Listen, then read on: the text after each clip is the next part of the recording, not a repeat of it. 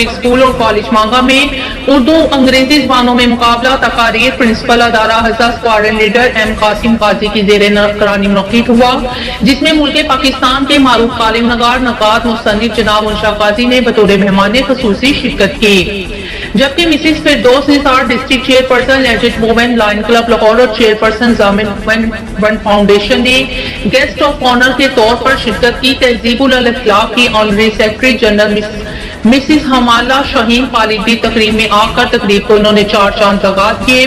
طلباء نے بھرپور انداز سے اپنے اپنے عنوات کے حق میں دلائل دیے۔ مقررین کے انداز، خطابت اور جوش ولولہ دیکھ کر سامعین اشش کر اٹھے۔ معزز مہمان بھی داد دیے بغیر نہ رہ سکے۔ مصنفین کے فیصلے کے مطابق انگریزی زبان مقابلہ تقاریر میں اول پوزیشن محمد حفیظ سیکنڈ ایئر اور زین العابدین، دوسری پوزیشن ابو بکر سیکنڈ ایئر، تیسری پوزیشن سید اکمل شاہ اختر نے حاصل کی، جبکہ اردو مقابلہ تقاریر میں اول پوزیشن اویس احمد ہشتم، دوسری پوزیشن زیغم حسین سیکنڈ ایئر اور تیسری پوزیشن محمد فاہد نے حاصل کی۔